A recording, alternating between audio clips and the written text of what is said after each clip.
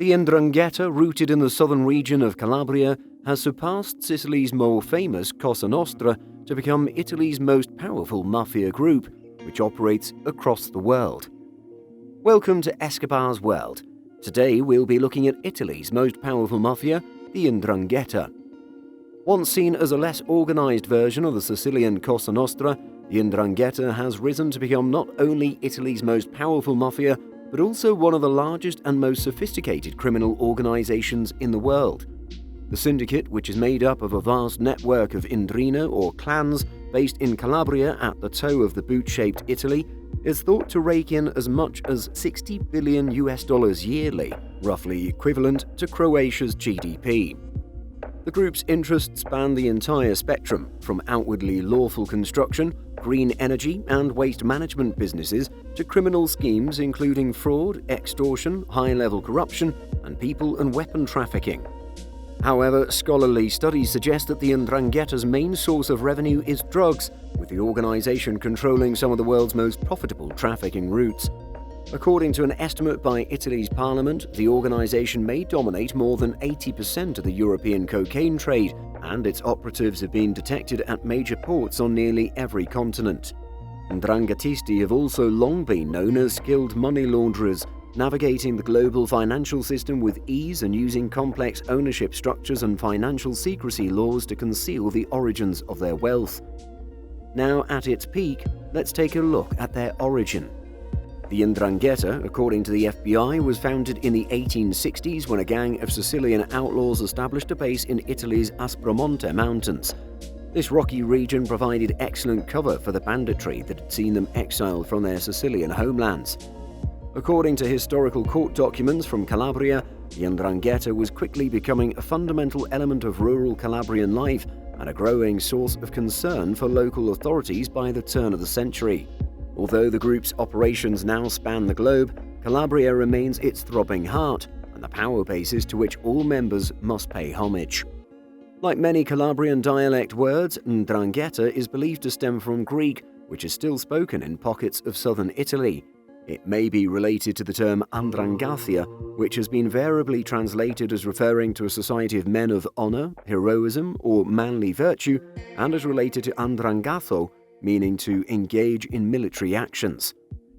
In the years after the Second World War, the Ndrangheta spread beyond southern Italy as members followed the 1 million Calabrians who went north and abroad in search of a better life.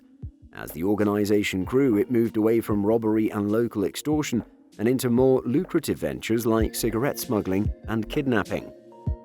Between the early 1970s and mid-1990s, it's estimated that more than 200 abductions were carried out across Italy by criminals tied to the Calabrian syndicate. Most famous was the 1974 kidnapping of J. Paul Getty III, grandson of American oil magnate J. Paul Getty. Ransom payments ultimately provided seed money for the Ndrangheta's rise to prominence within the global drug trade. Because the Cosa Nostra dominated the heroin market, the Ndrangheta was relegated to trading in cocaine, which was historically a less lucrative product. The balance began to shift in the Ndrangheta's favor in the 1980s as demand for cocaine increased and the Cosa Nostra got preoccupied with an all-out fight with the Italian government.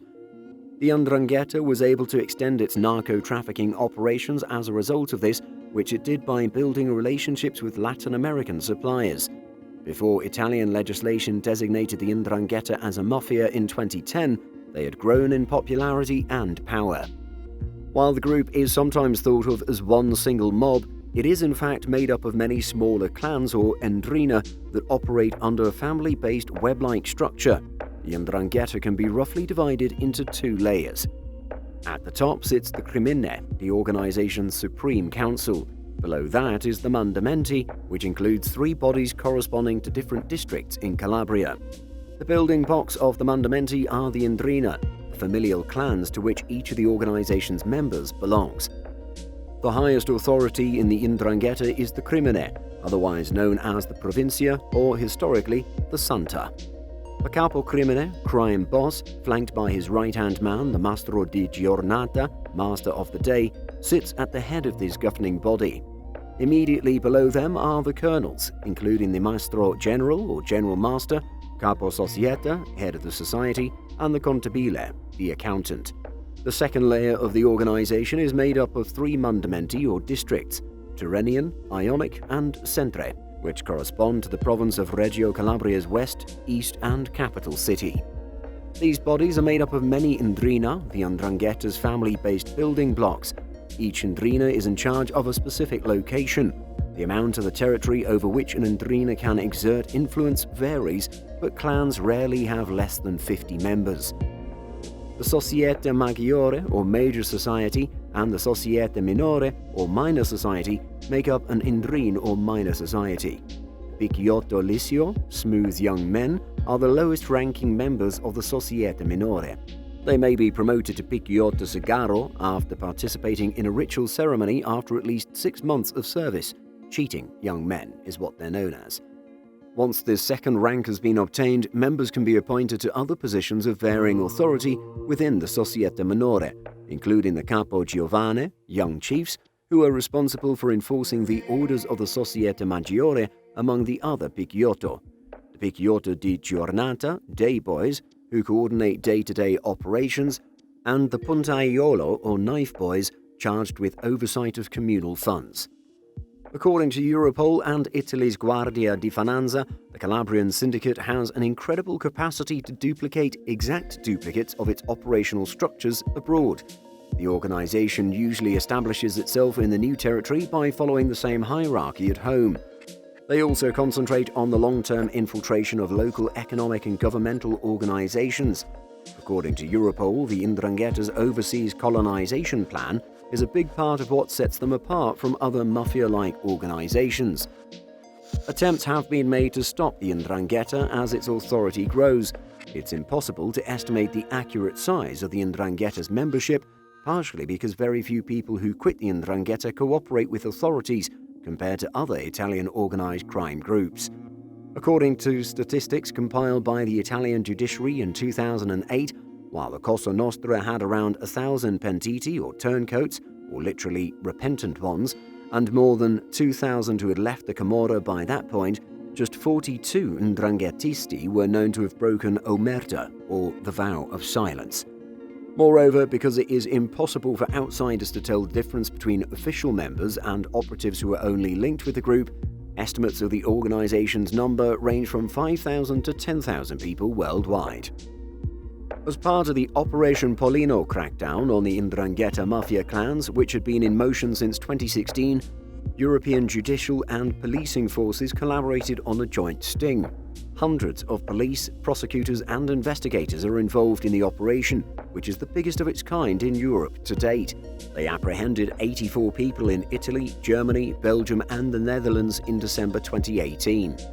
In May 2021, the operation announced that it had arrested 31 Ndrangheta suspects in Italy and Germany and identified 65 others.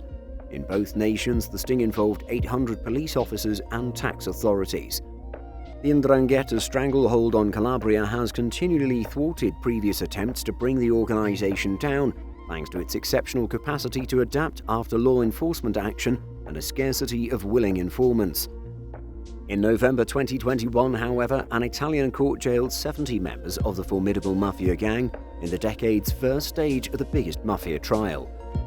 Even with the start of proceedings against more than 350 alleged Ndranghetisti in early 2021, modeled after the Cosa Nostra's maxi trial in the 1980s, it's still unclear whether prosecutors will be able to deliver a blow strong enough to disrupt the organization's operations in the long run seriously. Whether or not the international battle against the brutal Ndrangheta will be the end of Italy's most powerful mafia group remains to be seen.